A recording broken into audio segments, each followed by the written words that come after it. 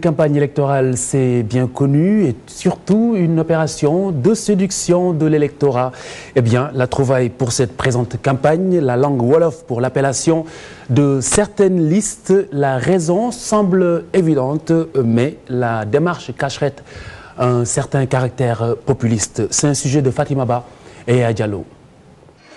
Sur les 24 partis ou coalitions de partis en lice pour les élections législatives, 13 ont des noms wolof, entre autres Benno Bokk Yakaar, Bokk Gis Gis ou encore Penco, des expressions ambivalentes. Bokk Yakaar, peut-être c'est parce que c'est des gens qui, par rapport à la situation, ont estimé qu'ils avaient l'espérance et l'espoir devant eux. Bokk Gis Gis, c'est probablement à l'intérieur d'une même maison, les gens n'ont pas la même vision. Et ceux qui ont la même vision sont allés d'un côté face à d'autres.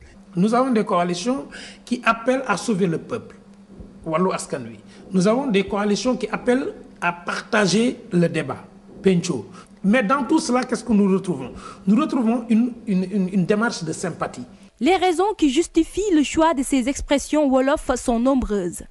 Ces derniers temps, avec le wolof, on utilise beaucoup la métaphore dans le discours électoral.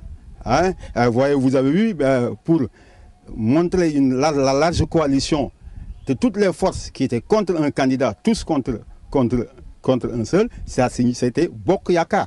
On pourrait analyser la présence des slogans wolof dans le champ politique, surtout dans le champ électoral, comme une tentative de toucher l'affect des électeurs. Ces appellations sont utilisées à des fins politiques selon certains observateurs. Ils dénoncent ainsi la non-valorisation des langues nationales. Ce qui est bizarre, ce qui est paradoxal, c'est que pendant la campagne électorale, les coalitions, les partis utilisent ces slogans en wolof. Mais ils ne se battent pas dans l'hémicycle pour que ces langues soient des langues d'écriture.